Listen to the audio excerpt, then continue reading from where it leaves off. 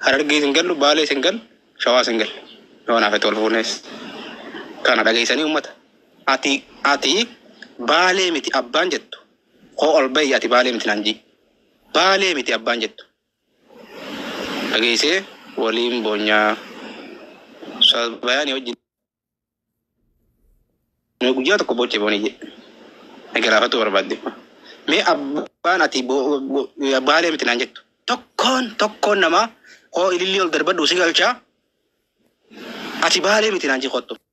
Tokkoon nama ati Baalee miti wallaahi niin kadhaa ati Baalee miti naan jee qottu. Si galee dhiirri Baalee namaan arrabsu. Dhiirri Baalee namaan arrabsu. Dhiirri Baalee namaan arrabsu. Hadheen gadda gandaa fi kutaa fi jinnii walitti gannaqee muka hudduu walitti isin dhiibsisan eenyu? Dhiira Harargeeti moo dhiira Shawaati san? Addunyaa tanarraa dhageeffadhu. Oromoo kutaa 11 keessa dhiira gabbaatee namaan arrabsine dhiira Shawaa bichaan arge. Jaalattus jibbitus dhugaa jirtu liqimsi. Liftaaf dhiira Shawaa malee dhiirri namaan arrabsine miidiyaa kanarraa gabbee tokko hin jiru. Tokkonsa hanga arratti wanni hin argin dhiira Shawaa bichaata dhiira gabbaatee namaan arrabsine. Si galee raachuun tokkichi jiru arraban beeku gaafatti duula san akkana jajjee dachii marteeni waan deebisu wallaale. Arraba wallaale.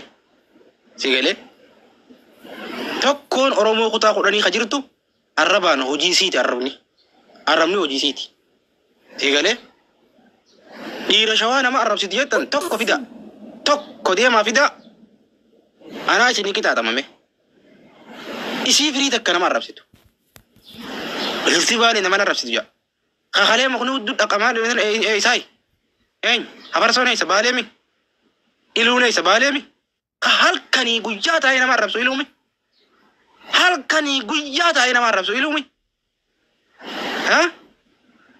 Asliinoo ka ganamaa galgala arraba malee dubbiin hin taaneef. Eessa? Ganamaa galgala. Arrabsu nama. Shintaam. Kijiba.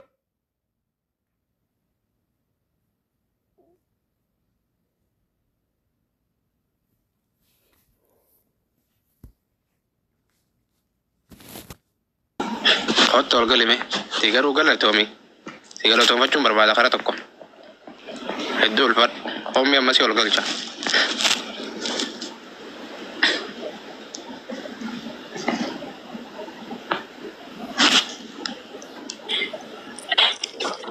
Jalibsa. Oboniye. Assalamualaikum.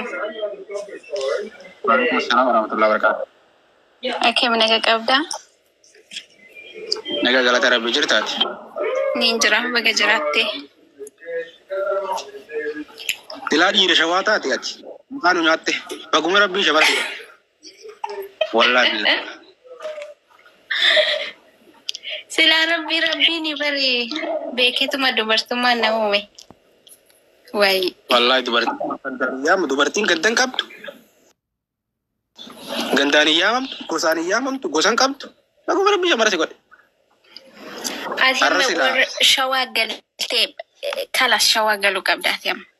Sirumayyuu warra Shawaa kana faana deemta muudiin kan kee akkasi. Jaartitii yaa Shawaa warbooniyye. Jaartii ni qabdaati. Kara kan kosi jira. Gara keemoo. Fuudhuudhaan moo. Silaasi fuudha silaa ganama dumaashii teenya ta'uu baatte yaa booniyye wallaahi billaahi ganama dumaashii teenya taate duuba maal akkamitti si fuudha duuba jireenya jiruu waliin dhaalanii. Aha, inta weedhaa yoo jalqaba chitteeru mal lammaffaa chitteeru muun ta'uu. Bita dhibba taa'aasi garuu immoo miiroo bolummaa tokkoon nama dhaga'ama. Sanumaaf silaa anasumaan fuudha. Yeroo immoo miiroo bolummaa tokko jira. Miiroo bolummaa naaf qabdaa jechuudha. Miiroo bolummaa sii qaba. Miiroo bolummaa kuni bari yoo baay'atee jedhee kara biraa jijjiirama garuu wannidha rabbi siif haa laaffisu malee. Si jaaladhee jaalattii irraa qabdee akka ustaaza sanitti ganama galgala boo'ee boonis. Ammallee boo'uu ni dandeessa garuu ma amma booda toobadhee jira beektee cubboo jechuun barbaadu. Haraam. Garuu Gaboochistuu na argatte. galatoonfachuu barbaada. Dhugumaatiin talaa dhageettii namaa dhageessu. Duraan illee uummataa si baafachiisee si maraache malee viidiyoo dalagii takkittiisanii ustaaza sheriifama gaafa danda'an gabbaatee ustaaza keetii viidiyoo dalayte akka bareeda bifa bareedduun illee dalayte. Ustaazi gammadee jira. Ustaazni gammadeemi. Gammadeemi ustaazni maashaallah. Ani inni gammadeesuma akka jiraatu fedha wallahi. Ni yaadate takka kileepi boo'ee zeeretti gurgura rabbi. Ni boo'ee. Hedduun. Mimmaan buuse wallah ustaazni. Ya Allah, kanaan hin jedhin kaa'amallee waa'ee sana dhufe. Allah. Miskiina wallahi ustaaz ala raase wallahi miskiina ustaazni rabbiin umurii isaa dheeressu bakka jirutti nagaa keessaa jiraatu ani kanumaan dhaama fi wallahi. Waan takka qofaa naa gara lafa. waan takka gaafa duraatu na jalaan tuqin haadhaa jeetiin kee eegisiin ammoo dhiifama na gaafatte rakkoo qabdu jee garuu indillee wanni gartee si dhadha'uuf ammaan tana si arrabsuuf bultii tolfachuuf si illee irra laalin dhageessee bultii jirtu san tolfachuuf. Dhugaadha. Atu onnee isaa keessanii beeyta saa?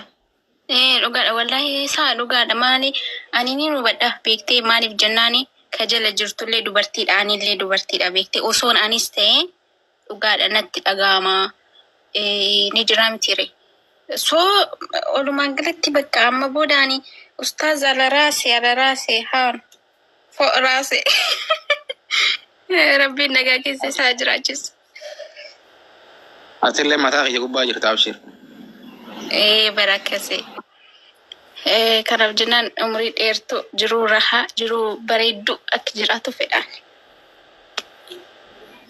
Akkasii booniyyeen ammaas booda yoon isii jaaladhellee anillee quraanallee karaasifti. Quraanas barattee jirti, rasuulas barattee jirti, arbaallee barattee fakkaatti. Maa ustaazni inni barri ustaazni hifziidhaan na barsiisaa ture. Wallahi ummanni kun amma sammuu keessaa nu fuudhan malee hifziidhaan hin barachuu ture. Abboo uummata rabbummaan sinaa qajeeltu. Ustaazaan ture bara ammaan dhamee uummanni kun dhamaase malee. Uummanni nama dhamaasaa bara. Atiyyuu ustaazaan ture. Shuf. Argitee hojiidhuma tiktokii kana hojiidhuma uummata kana. Uummataa fi tiktokiin girrisaa kun walirratti tolfamee beektan.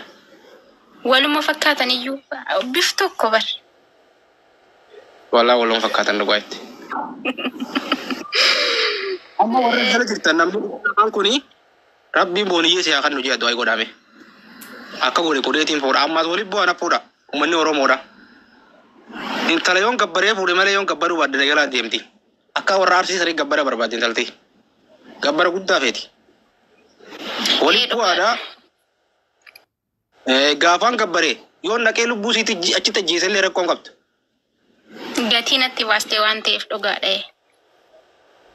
Gabbareetiin fuudhaa warri fuudhi jettan maallaqa waliin hawuusa. Dhageessanii? Khalaas zubaashin ta'e yeroo duraan illee taara argeeti ammallee hararguma deebuu qabdi har biraa deemuu qabdu. Nu harkaa bu'uun qabdu inuma. Amma wayina dhagaame booniyye dhuguma rabbisi fuudhuun qabaa'u. Nu harkaa bu'uun qabdu. Khalaas ati duraan illee nuus hin lappe. Qaadimaatee nyaa jaartiitti hedduu si dararamaa turre sis faarsaa turre haaruun teenyisanis akka lafan ban waadaan hagale asirratti akka na heerumtu. Asirra waadaan hagale. Ammoo nama biloo gootu jira miidiyaa kanarraa gizee waadaan hagale.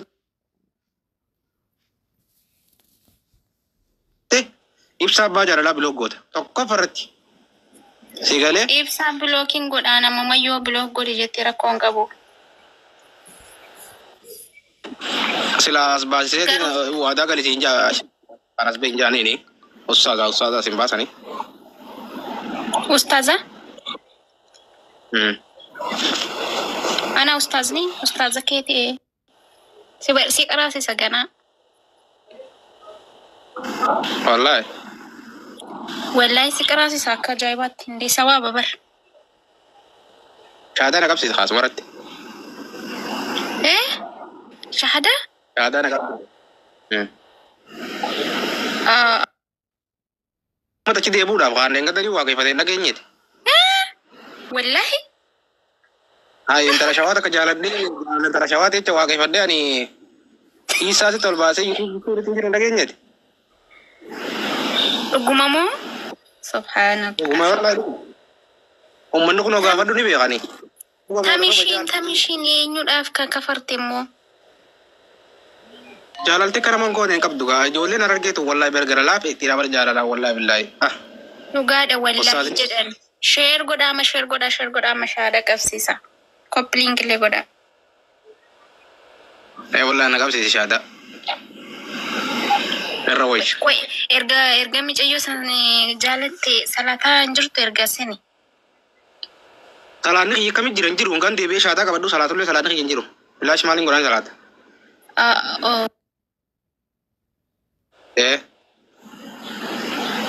Bakka keessa keetii imaanni hundi badeetuma kanas Yesuus waaqa jettee moo akkam jette? Itti fakkeesseetuma akka nama gartee isi fakkeesseetuma akka isin gartee jaalalma dhugaanaa qabaattu akka nama waaqeffatetti isi fakkaachuuf haas walumaa galatti osoo kafaruu guututti hin taane isuma fakkaatuuf ammoo beekaa kafarte wallaalaan kafarte isin kufriin kufruma sii galee. Kufriin kufruma garummoo kufriin gara gubbaa kanaan fi kufriin kara keessaa kun gargar beektee ati qalbii keetiin yoo kafarte jedhamta garuu gubbaa kanarraan ishiidhumaaf mul'isuudhaaf jettee kafaree jira yoo jetteeni garuu keessa keetiin immoo imaana yoo qabaatti bar kafarteen jedhu garuu kuni hadiisa guddaa hadiisa wayii ilaaluu nama barbaachisa.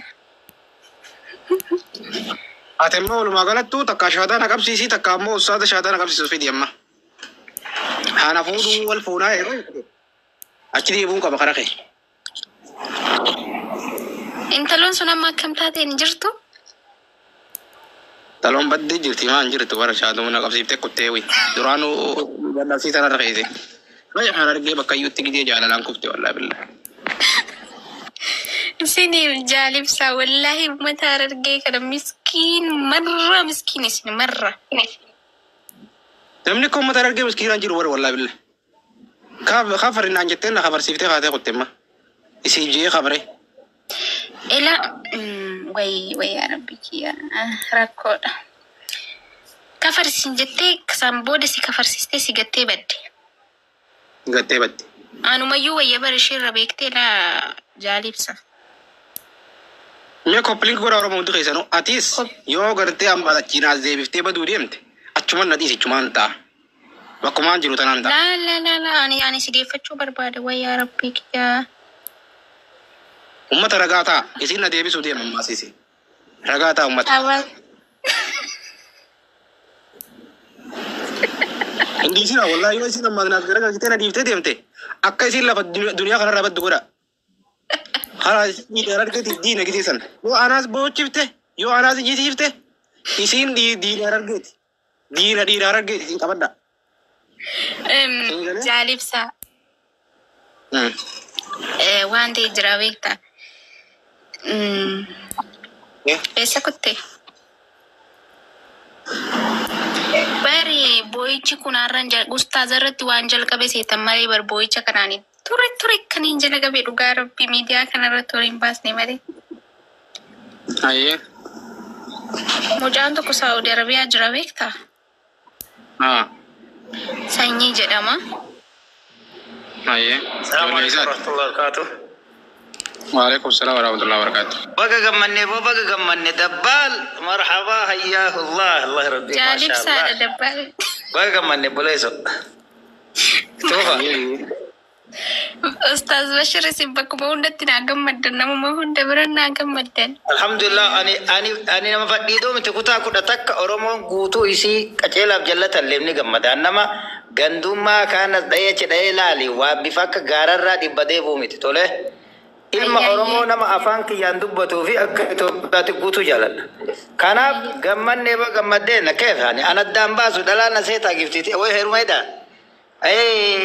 Ameena naasosiisin fagoo bonii jechuudha. Ba gammannee ba akkasii isinitti baga tolle nutti. Itti fufaa inshallah itti fufaame. Hayyee amma naaf booniyyaa dubbadhu mee ati ustaaza akka ustaaza tokkotti mee abaazarri tokko dhufe abaazarri kun ustaaza fakkaatti mee afi coolla kanna. أبا زرين أستاذة. بسم الله. نبيتا.